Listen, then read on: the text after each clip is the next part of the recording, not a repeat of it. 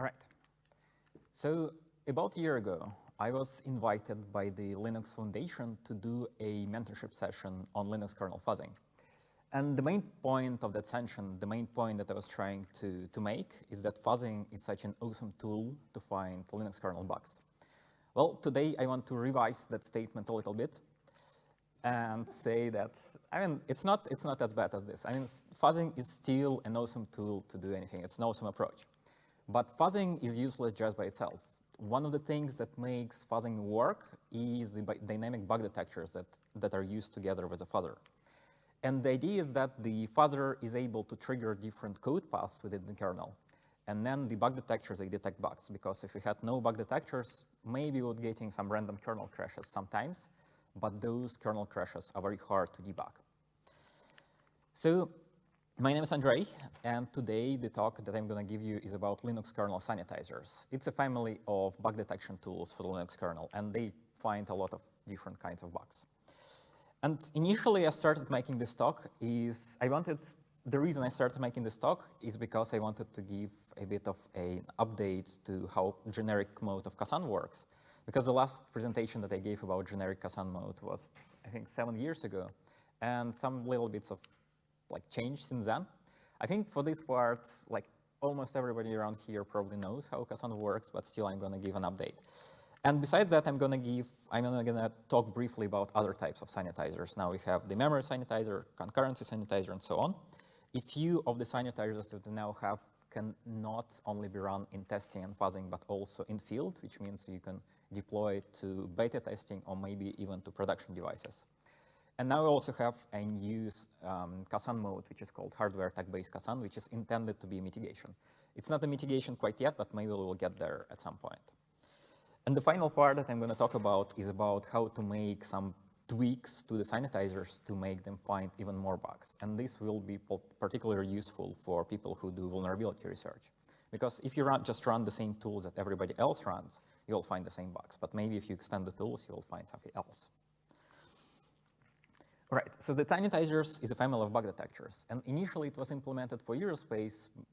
Initially, the first detector that was made was called I believe the first one was a thread sanitizer, but the first one that got famous was the address sanitizer that finds different kinds of memory corruptions.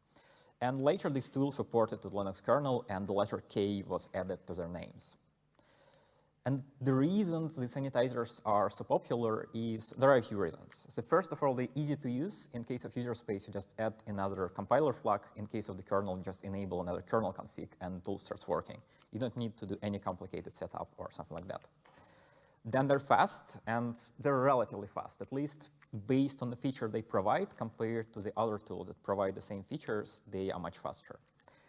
Another important thing is that they are precise in the sense all the bugs they report, they're true positives, which means there are no false positive reports. Sometimes false positives happen, but usually it's because there is a bug in one of the sanitizers, and then that bug gets fixed, and there are no more false positive anymore. And this is a very underestimated feature. The sanitizers provide very detailed reports, because if you have a bug detector that just prints you some very simple report, you have no way to debug what the actual problem is. But the sanitizers try to give you as much information as possible. And we're going to start with generic KASAN. And initially, this was just called KASAN. It's the original mode of KASAN. But right now, we have a few modes, so the oldest one was rebranded as generic. And KASAN stands for kernel address sanitizer, and it's a detector that finds memory corruption. In particular, it finds out-of-bounds use of free and invalid-free bugs in slap, pagelloc, and vmalloc, and also finds out-of-bounds and bugs in stack and global memory. So it covers quite a wide range of different memory corruptions. It does require compiler support, but the support was integrated into both Clang and GCC, and this has been done quite a few years ago. So usually there's there are no issues with if you have too old of a compiler, then of course it's not going to work. But most of the systems now have quite modern compilers, so at least the compilers with KASAN support. And as I mentioned, it has 3 modes, but I'm going to focus on the generic one for now. I'm going to briefly mention the other ones later. And there is a page on the Google GitHub IO page. It's like there are pages for each of the sanitizers, and now except for UBSAN, I think there is one for UBSAN, but maybe that will get fixed. And it contains some information like links to the documentation, links to the found bugs, and so on. All right, so KASAN consists of two parts, generic KASAN. There is a compiler module, which is implemented in Clang and GCC, and there is a runtime part that's implemented in the Linux kernel. What the compiler mod does is, first of all, I'm going to briefly mention what each of the parts does, and then I'm going to go into detail. So briefly, the compiler module first, it instruments every memory access. So essentially, before each memory access that's done by the kernel, the compiler adds some validity checks for this access. And then the compiler also inserts red zones for second global variables, and I'm going to describe what red zones are later. The runtime part does a few things. First, it maintains shadow memory, and essentially shadow memory somehow reflects the state of the kernel memory, like which memory is accessible and which memory is not. Then it needs to maintain, it needs to update the shadow memory when new memory is allocated of read, so it hooks into kernel allocators. And finally, it contains some logic to detect bugs and print bug reports. So I'm going to jump around this list a little bit to make it a little bit easier to understand. And we're going to start with the idea of the shadow memory.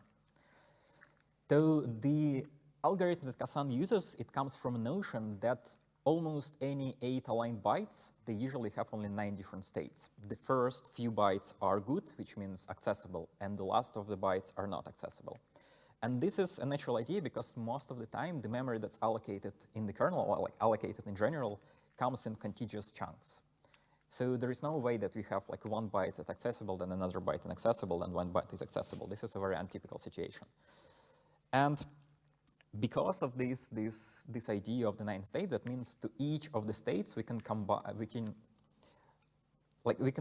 encode the number of the state of each of the states in just a few bits. But KASAN uses a whole byte for this, and this byte is called a shadow byte. And the encoding works like this. So if all of the 8 aligned bytes are accessible, the corresponding value of the shadow byte is 0. Then if only a few of the first bytes are accessible and the last few are not, it uses a number of accessible bytes. For example, if the 7 bytes are accessible, then the value is going to be 7.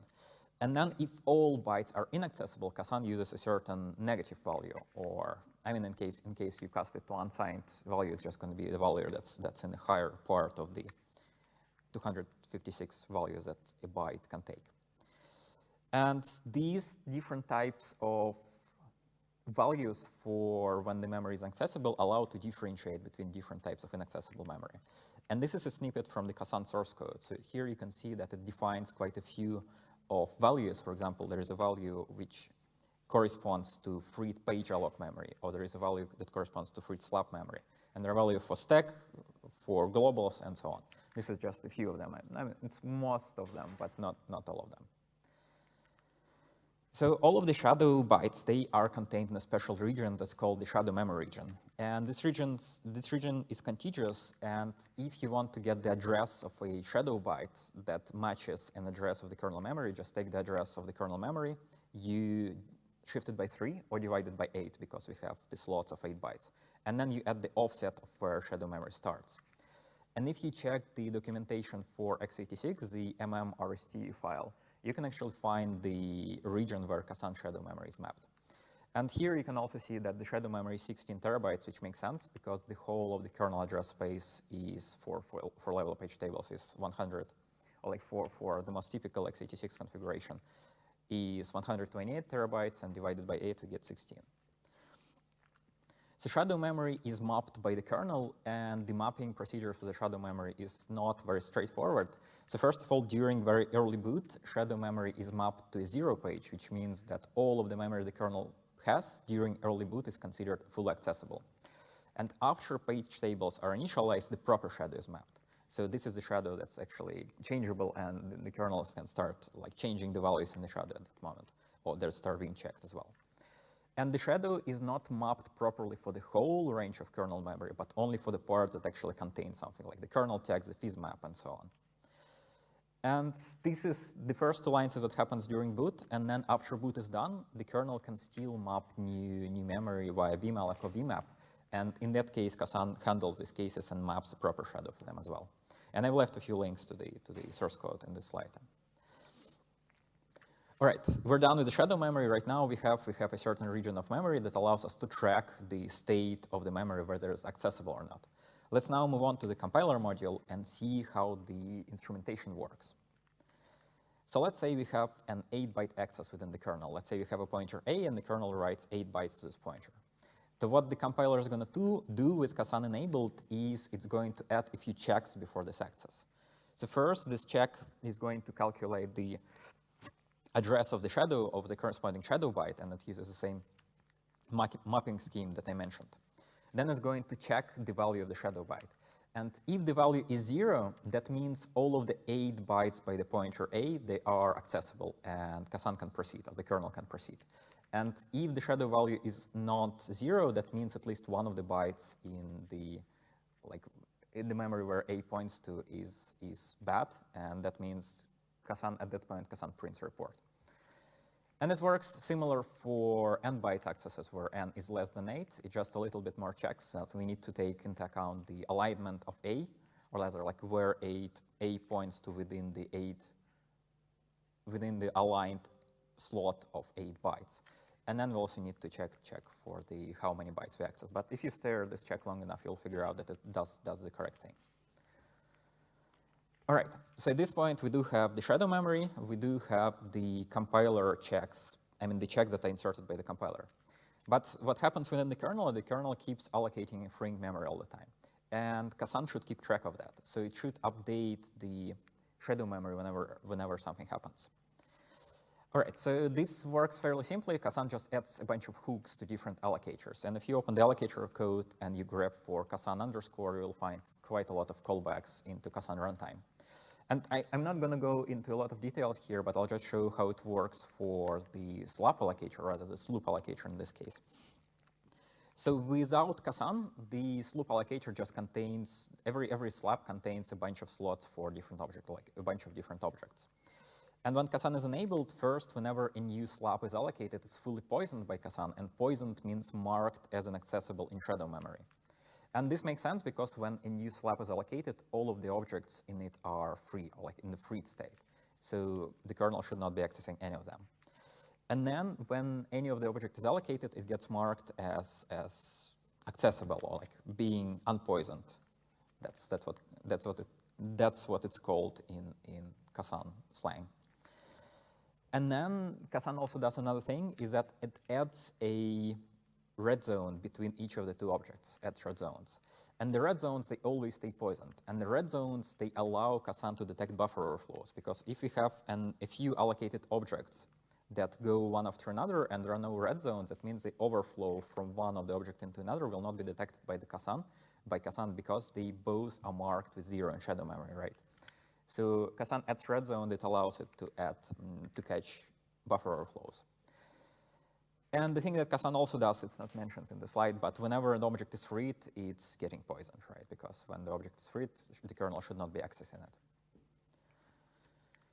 For kmalloc, it works, KASAN has some additional red zones, and because this is like the feature of kmalloc caches, that when you use kmalloc to request a certain size, the slab allocator is going to use the best fitting kmalloc cache. So for example, if you request 100 bytes via kmalloc, it's going to be served from the kmalloc 128 cache. But generally, if the kernel requests 100 bytes, it should not be accessing any bytes past this 100, even though it has 128. So what KASAN does is it adds an additional red zone after the requested 100 bytes until the end of the object. And then, of course, there is still the red zone that comes between the objects. But if somebody calls k-size after allocating this kind of pointer, it's legal within the kernel to access the full slab object. And whenever k-size is called, KASAN is going to unpoison this smaller kmalloc red zone. So this is how detecting out-of-bounds accesses works. And KASAN also wants to detect use after freeze. And as I mentioned, whenever memory is freed, it's poisoned, so it's marked as inaccessible. But at the same time, the kernel, at least the slab allocator, works in such a way that when you have an object that's freed, it gets put on the free list, and then whenever another object is allocated, the first object from the free list is taken. So that means that freed memory is unlikely to stay freed long. And this makes it hard to detect use after freeze.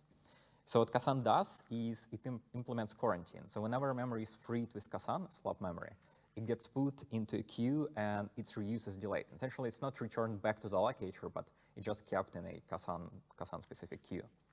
And the queue has fixed size, and I have it mentioned here, but I think it's 1/32 of the RAM size. And this allows KASAN to detect use after freeze, because instead of being immediately reallocated, the objects stay freed, so they stay poisoned, they're kept in the queue. All right, so with this, what we have right now is we have the shadow memory, we have the hooks and allocators. We do know how KASAN handles the slab objects or other dynamic type of allocations.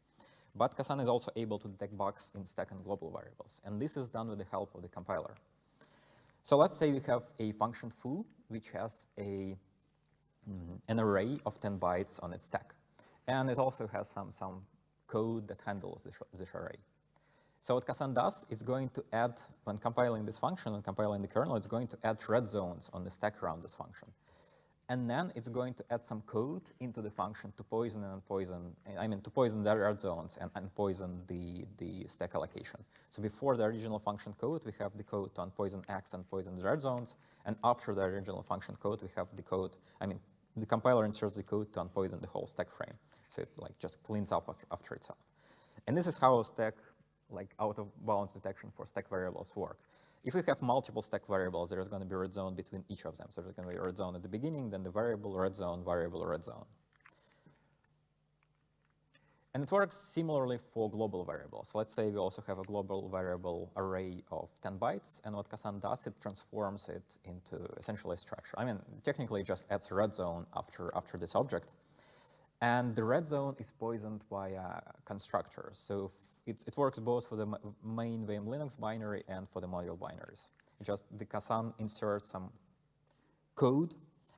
Essentially, it inserts a new constructor for the binary that's being built, and these constructors are called by the kernel. Okay, and the final part is that KASAN is able to print bug reports. And the bug reports should be as useful as possible, as I mentioned, because the developer or somebody who's running KASAN and gets a bug report, they need to be able to address whatever is happening in the kernel. And one of the most important things that KASAN does is that it prints allocation and free stack traces for dynamic allocations. So it does it for slab, and it has some functionality to do it for slab. And for page alloc, it can be done via the page owner functionality. And for slab, how KASAN does it is the stack traces are collected on each alloc and free event, and then they're saved into Stack Depot. And Stack Depot, initially, it was developed specifically for KASAN, but right now it's just another subsystem in the kernel, and quite a lot of other kernel parts use it. And it allows you to store stack traces in it. And whenever you store a stack trace, you get back a handle. It's a 4-byte handle that denotes a particular stack trace. These stack trace handles need to be somehow associated with allocated or freed object. And the way KASAN does it is it stores stack handles for allocation stack traces in the red zones, because for slab objects, we anyway have the red zones, so it makes sense to reuse them somehow. And for the free stack trace, usually KASAN tries to save it in the object just to make red zone maybe a little bit smaller. So, in this case, the handles are 4 bytes. So yeah, scratch that, it doesn't matter. But anyway, it tries to store it in the object to reuse also some space. But at the same time, for some types of the objects, for example, the ones that can be accessed by RCU at some point later after being freed, it does that still in the red zone. And let's see how a KASAN report looks like. Let's say we have a slab out of bounds bug, and this is just a part of KASAN test suite. And essentially, this function allocates 115 bytes and then accesses the 1 byte out of bounds. And when you compile this code and run it with KASAN, you're going to get a report. And this report says that there is a slab out of bounds bug in this particular function. There is a write of size 1 at this address, and then comes the access, the stack trace of the bad access. After that, KASAN prints the stack traces that are related to a particular slab object if a slab object was accessed. In this case, we only care about the allocation stack because the object was not freed, and KASAN prints the allocation stack trace. if we had some kind of free stack trace associated with the object, and which is relevant when it's used after free, KASAN would also print a free stack trace. After that, KASAN tries to describe the memory address that was accessed. And in this case, KASAN knows that this was a slab memory address, so it figures out to which cache this address belongs to, and it calculates how far inside the object the accessed offset is. And since all of the slab allocation, they also belong to page alloc, they're also technically page alloc allocation, and they have some corresponding physical pages. KASAN also prints some information about the physical page. And the final part of the report contains information about the memory state around the accessed address. And the memory state is essentially the shadow bytes that I mentioned. So here you can see that the middle row, it represents the 128-byte allocation. Essentially, since each shadow byte is 8 in size, that means to represent 128 bytes, we need 16 shadow bytes, and this is the middle row. And there you can see there are 14 bytes that are marked with 0, which means they're fully accessible, and 14 times 8 is 112. And then we have the shadow byte with the value 3, which means there are 3 more bytes that are accessible. And in total, the size of the areas we can figure out from the shadow memory is 115 bytes, which matches the size of the allocation that KASAN initially did, the test initially did. And then we can see that we have a smaller KMalloc red zone, which is 03 FC.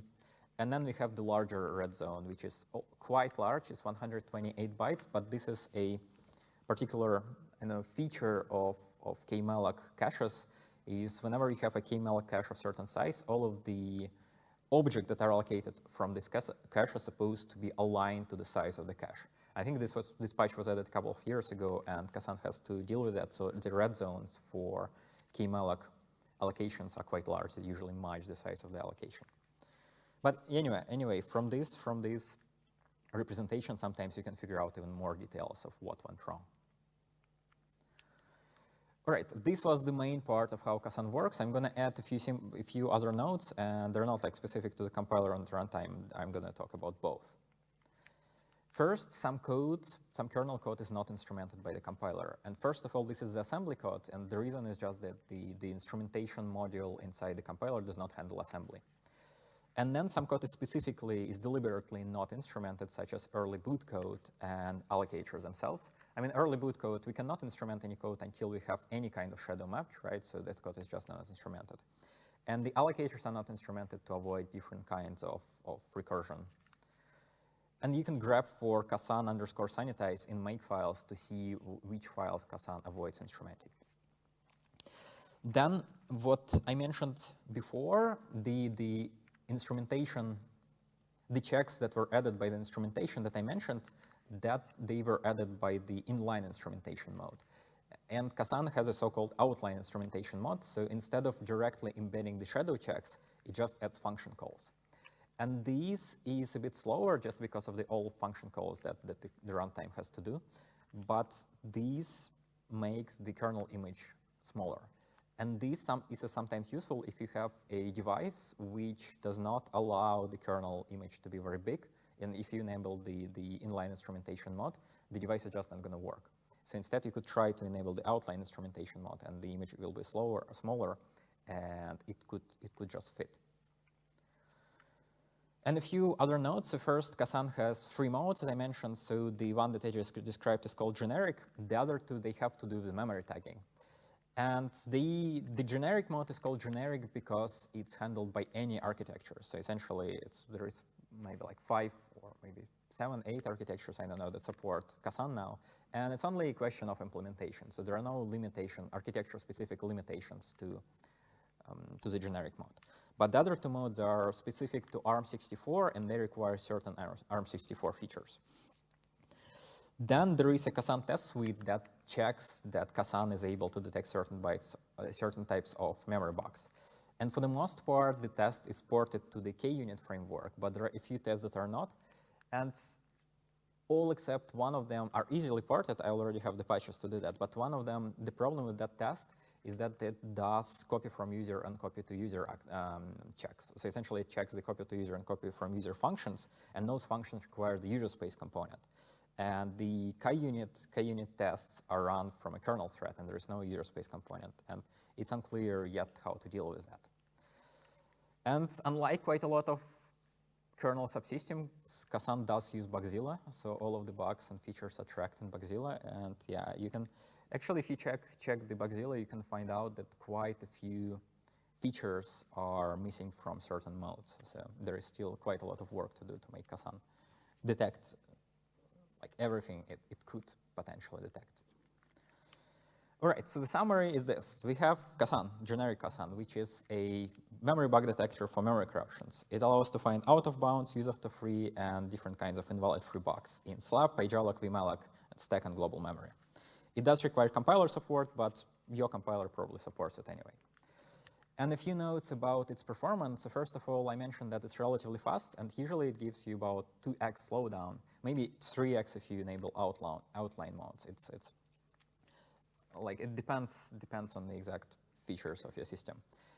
And so, I mean, this is quite fast compared to other tools that provide similar functionality. But at the same time, generic KASAN suffers from a big RAM impact. And it requires some RAM for shadow, it requires some RAM for quarantine, and also because of the red zones, it adds some overhead for slab. And I mean, you can still use it and it still works. It works great, but it's not perfect in that sense. And the way to use KASAN is like the most basic way. You just enable the kernel config, which is called config KASAN generic, and then run your tests, your kernel tests to your fuzzer or whatever you want. And KASAN is just going to print bug reports to the kernel log. You need to monitor for those. All right, with that, I'm done with KASAN. Now let's move on to a few more sanitizers.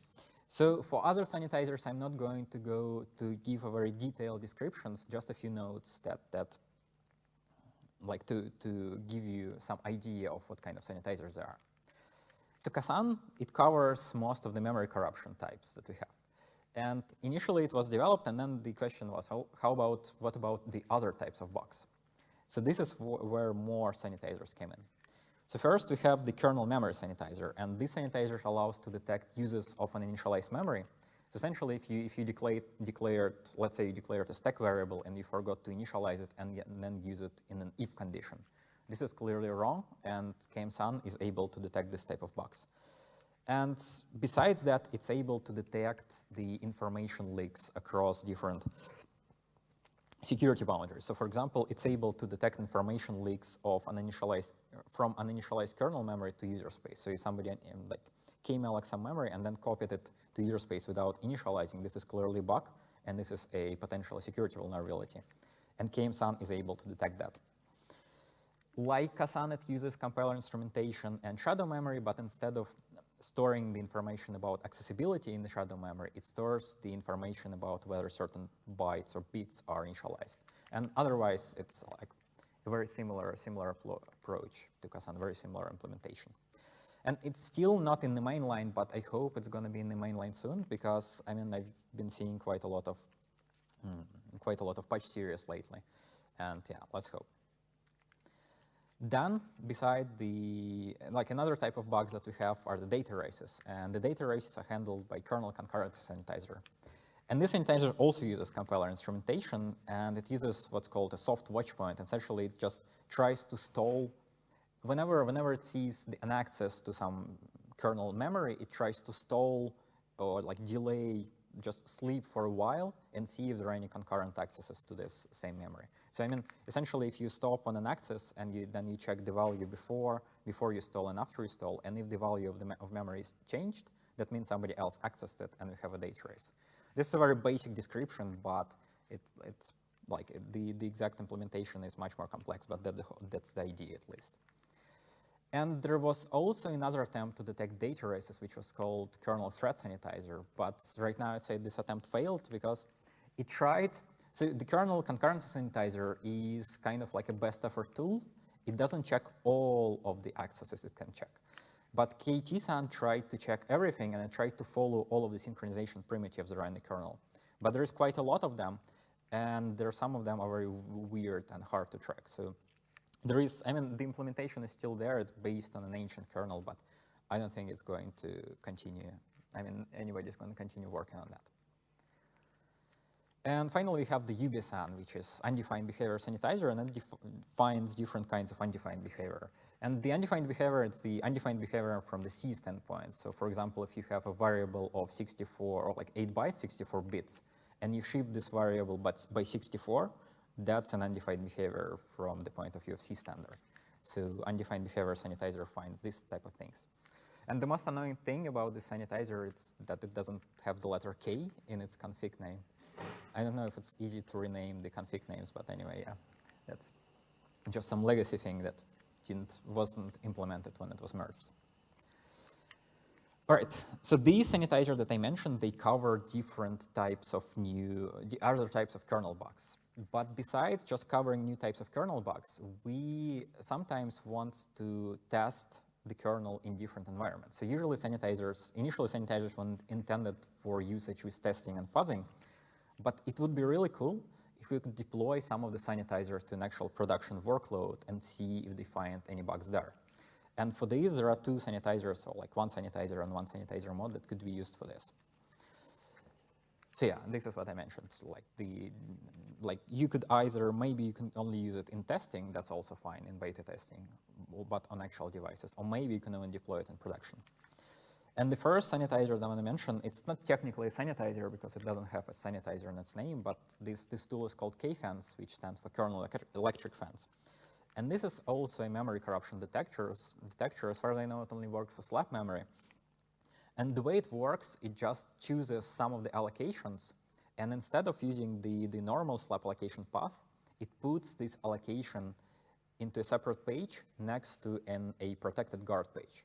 And if there is an out-of-bounds access from this allocation to the guard page, the kernel is going to catch that, right? The same thing it does for use after free. So essentially, it puts the allocation into a separate page. Once the allocation is freed, it just protects this page.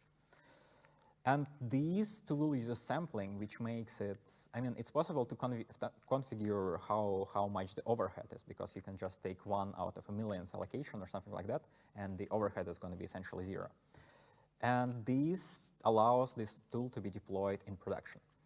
But the problem is that if you only deploy it to a single device, it's very unlikely that it's going to find any bugs. So the way this works is you deploy it across a fleet of devices. If you have like 1,000 or 1,000,000 devices, then it's going to, there is the chance of catching a bug, at least on one of them, is much higher. And yeah, that's essentially it.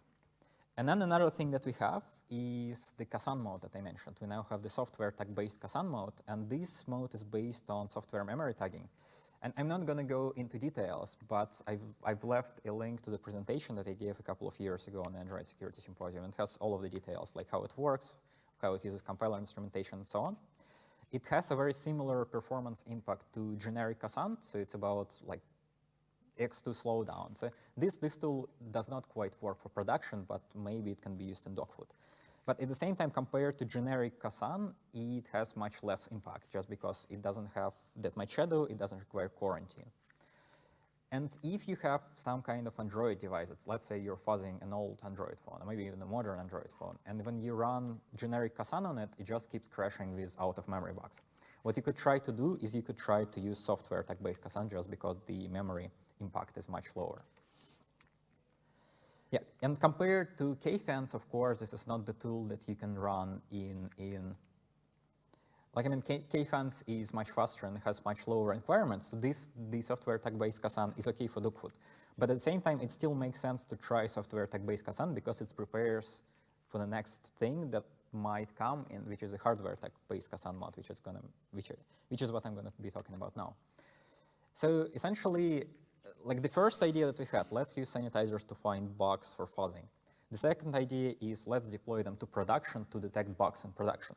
And the third idea we can come to is how about we use some sanitizers in actual mitigation? Because if sanitizers are able to find bugs, that means they're able to, they can just panic the kernel whenever a bug is found. And this might make sense from the security perspective, because if somebody is trying to exploit a memory corruption, the sanitizers might catch that, or one of the sanitizers, and then just panic the kernel, and this way protect it. And the mode that was developed for this case is called the hardware tag-based KASAN.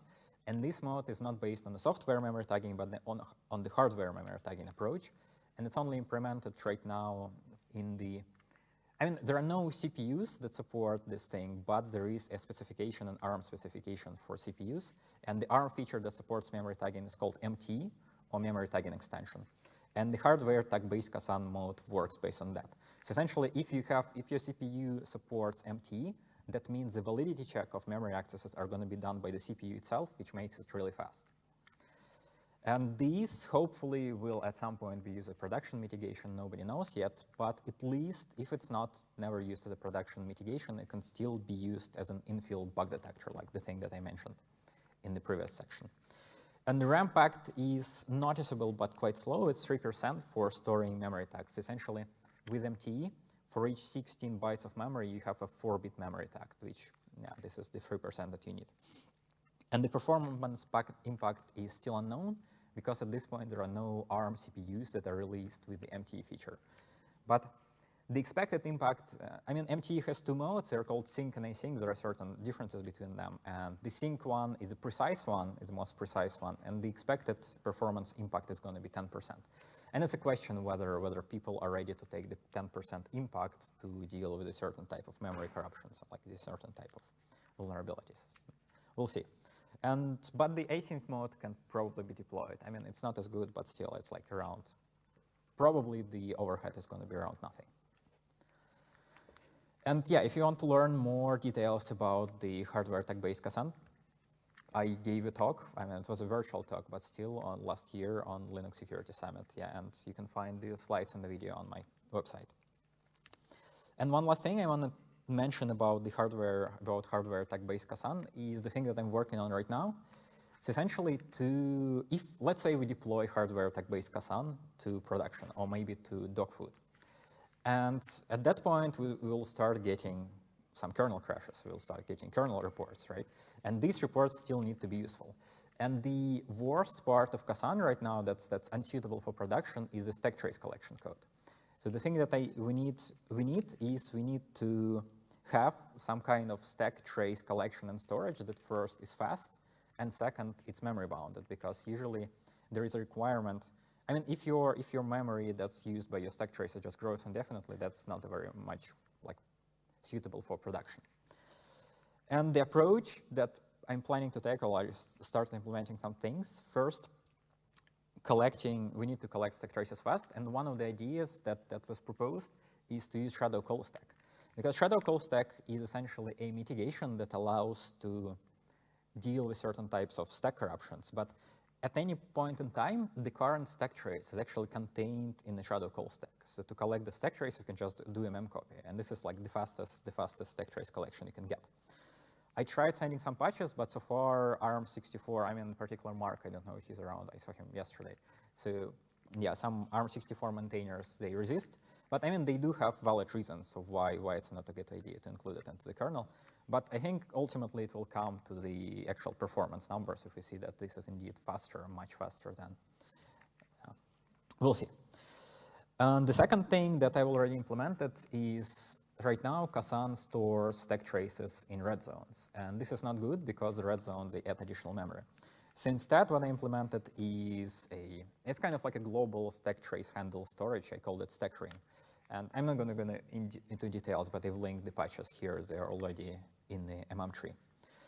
Then the next thing that we have the stack depot, which is not very good for production.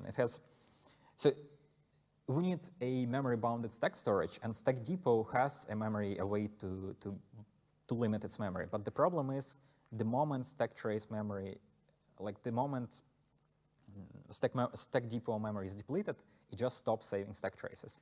And this is not what we want. We want to keep saving new stack traces just to make sure that we are not only able to detect a few bugs during boot and then we have nothing.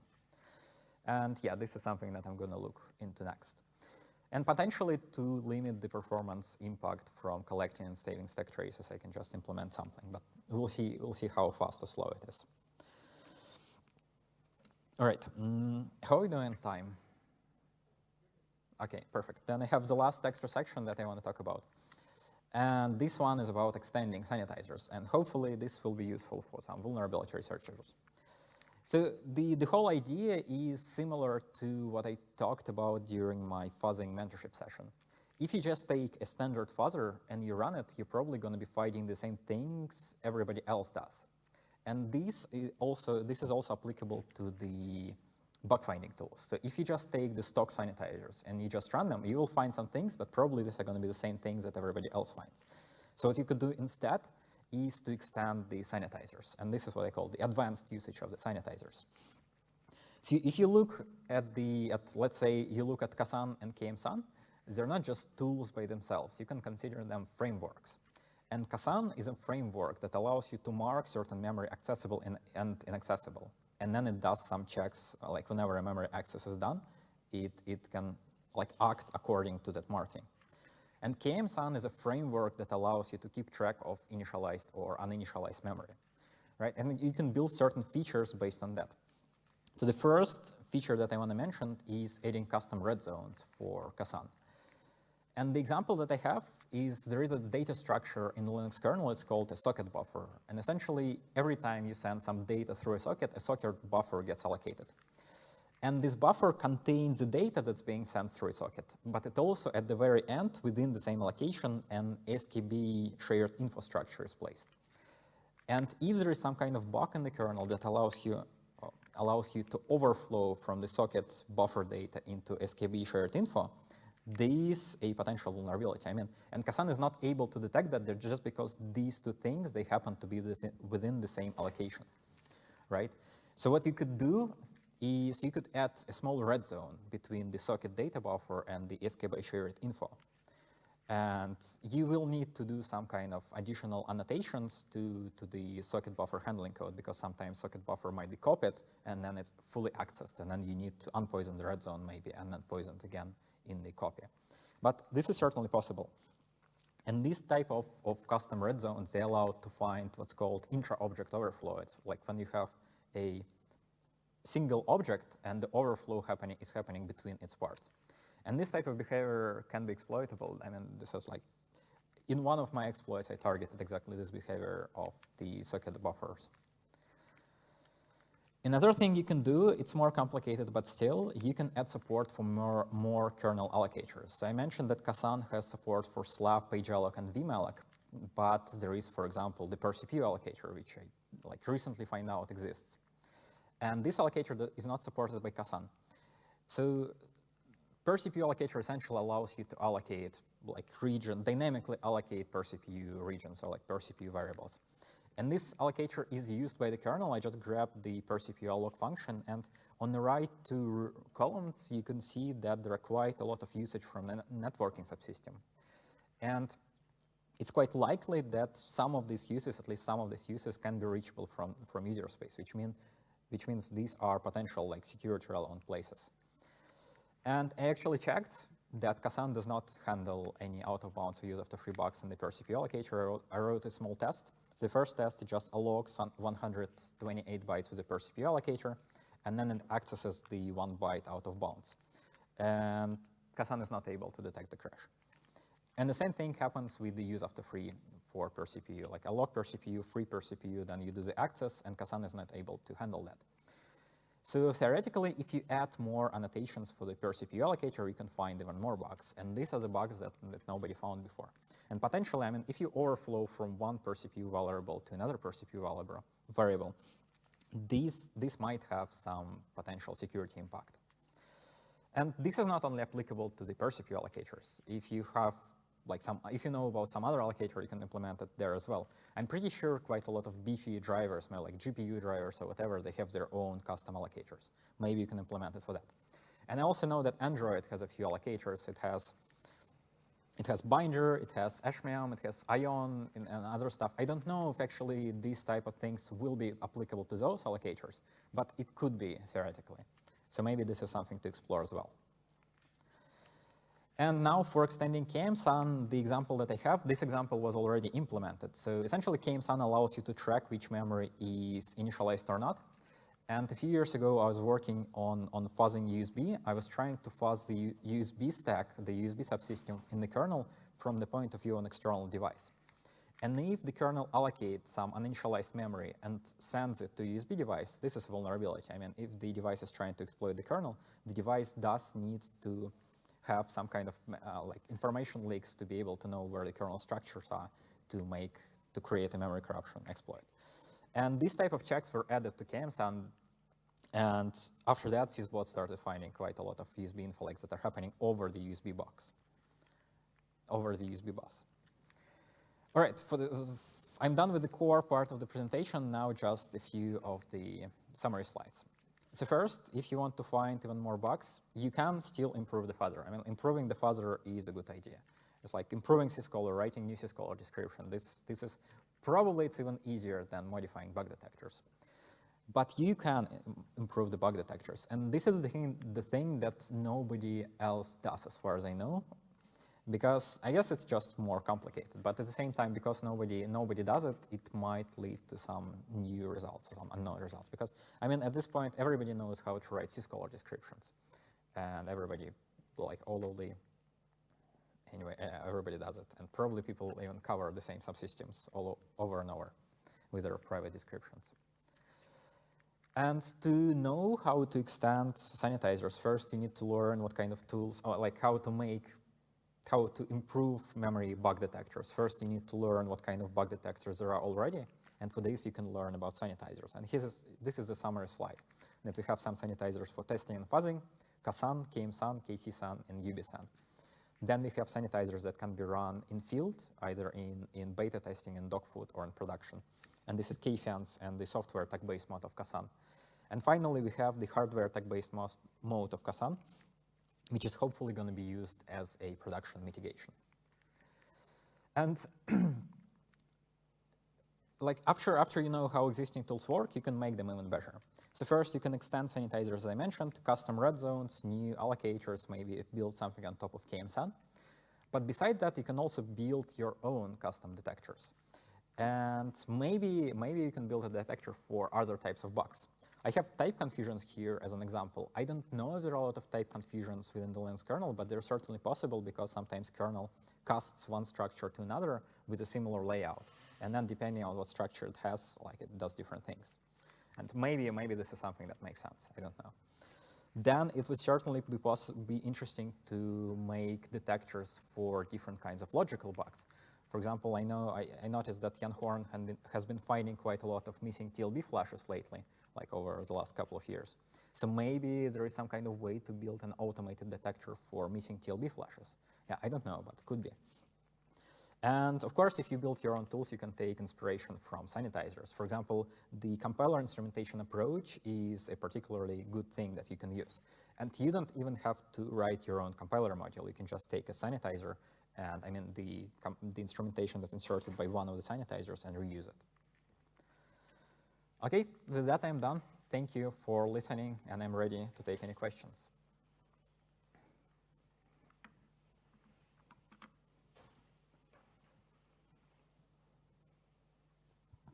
So my question is about the inter-object overflows. So, I mean, you presented as an example of extension, but it's kind of crafty. If your use case is not so locally focused on one particular subsystem or one particular structure, so is there any reason you haven't implemented it like as an option? You know, of course you don't want it to be enabled all the time because it's going to be like huge bloat probably on the both memory and everything. But why is it not supported by KASAN by default? I mean, so the problem with inter-object overflows is that they vary. I mean, you need to implement them from case by case, all right? There is no generic framework for doing this type of allocations when you have one type of data in the first part of the object and another type of data in the second part of the object. And this particular thing was not implemented just because nobody got around to it. Like other better things to work on yet.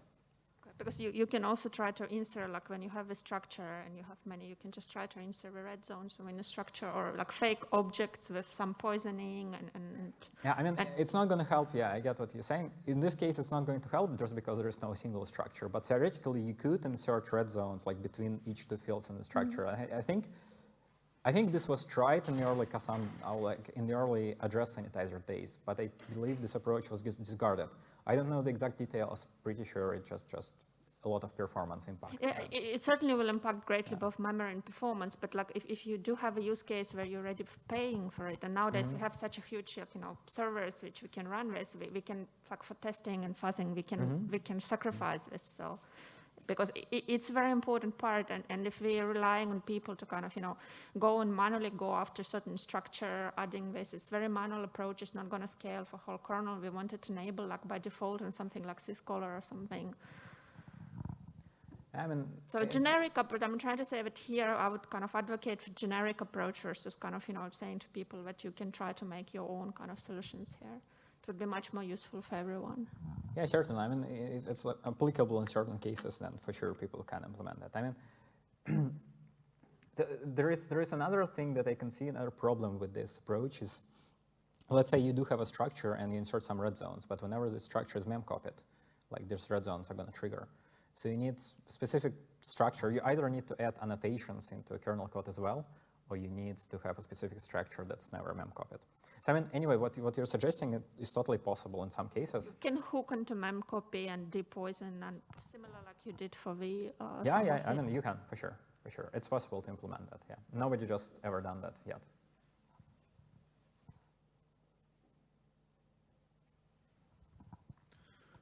You're suggesting to use KASAN and KMSAN in production, but I guess it's gonna leak some information that you would not like to leak to the user space.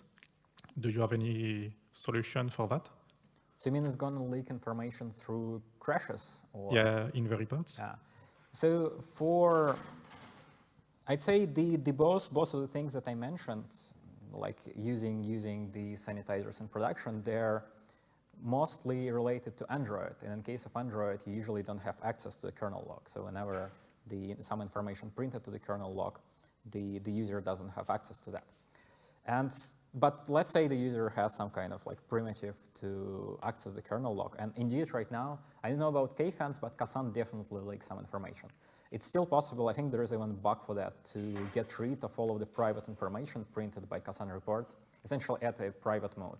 And they're just going to hash the pointers maybe. And yeah, anyway, I mean, I think it's safe to disclose stack traces, right? But probably it's not safe to disclose shadow memory, and it's not safe to disclose pointer values or register values. And yeah, you would need to add some kind of private mode for that before it's deployed in production for sure. Could it be possible maybe to give a public key to the kernel at compilation and then encrypt the reports, or is it crazy? Sorry, say it again? Could it be possible to give a public key to the kernel to encrypt the reports? Yeah, it's an interesting idea, I guess. I mean, yeah, that could work. Thank you. Thank you.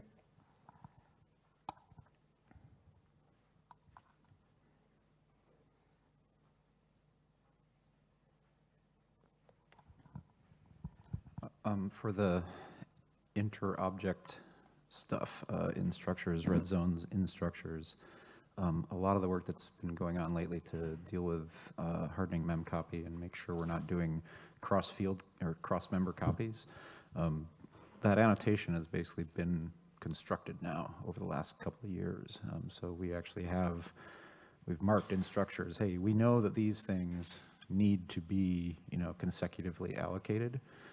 And we might be in a decent position to actually start adding red zones between structure members, which again sounds like an enormous memory overhead, but still might be interesting. And then there was a talk earlier on finding speculative issues that was using the data flow sanitizer, and they had modified that for the kernel. So I'm hoping that gets added as another bug finder. They went through and did a lot of marking for taint from user space, from everything else. So it seems like that could be used also for the USB style data taint stuff. Did you look at the data flow sanitizer ever? Never. I mean, if you have any concrete proposals, you can definitely file a bug on the Bugzilla because that would be interesting. Or maybe just to drop an email to KASAN dev. Yeah, they had some patches that did it all. It needed a little bit of cleanup, but it looked interesting. You listed UBSAN in not under the production sanitizers, which I'm curious your opinion on that, because I know that is being used in production. Yeah. in a I couple guess places. they just enable some of the checks, right? Right. Or yeah. So I guess partially UBSAN can be used in production just because it's like no downsides. Yeah. For Yeah. Sure. Because there are some of the UBSAN tests are insane, and some of them are very low cost and find real bugs. And then you mentioned the per CPU stuff. It sounds like just the instrumentation for marking the red zones is missing? Like what, the poison and Yeah, I unpoison? guess, I mean, it should be fairly simple. You just add red zones and you add poisoning on freeing, and Right. that should work. But I mean, I thought they were treated by the compiler like they were normal variables, and then magic to move them around happens. So I'd expect the red zones to already be there, but maybe the poisoning isn't. But I think, I mean, you're talking about per CPU variables, right? Yeah. But I think this is a completely different thing because per CPU variables, they're kind of like allocated during boot or whatever, like global things. But this is some dynamic per CPU allocator. Yeah. I mean, to be honest, I just noticed it maybe a year ago while I was working on some vmalloc stuff, and Yeah. I didn't know this existed. They're pretty weird. And is there any granularity of detection difference between generic KASAN and like the MTE version? Yeah, sure. I mean, generic KASAN, first of all, it's able to detect at least like out of bounds bugs with 1 byte precision, just because like the shadow contains information about exactly how many bugs is allocated. And both of the MTE modes,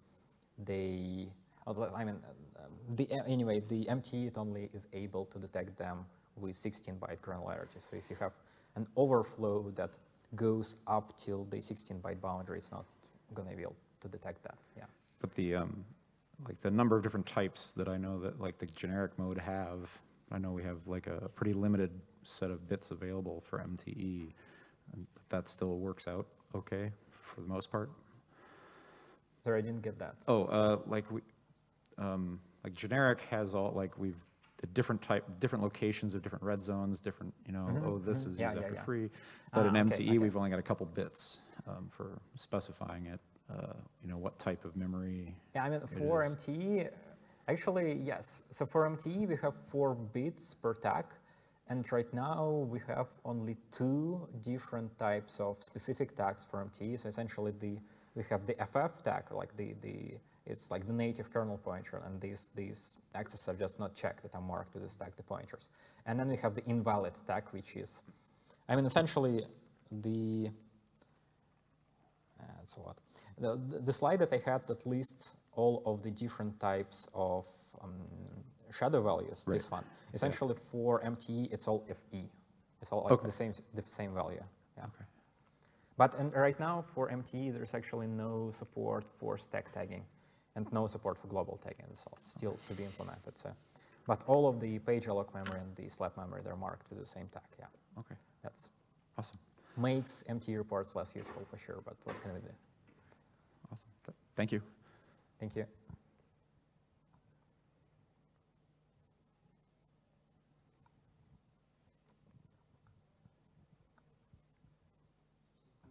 Just continue on what Case mentioned about this USB and we was extending the initialized with KMSAN.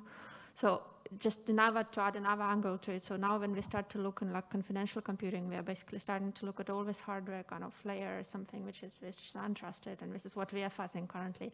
So we don't fuzz, like for us, KMSAN currently is not useful, because it's mostly tracking the initialized leaks to the user space. We are not so much kind of currently interested in that.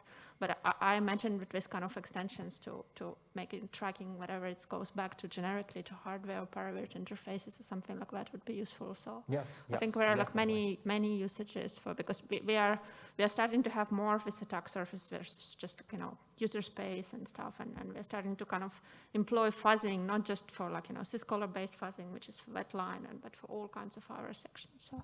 Yeah, for sure. I mean, the USB was just an example. KMSAN also has check for leaks across network, I think, and it's probably going to be useful to add leaks to other types of environments too.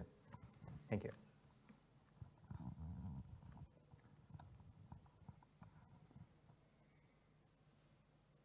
All right. Thank you very much.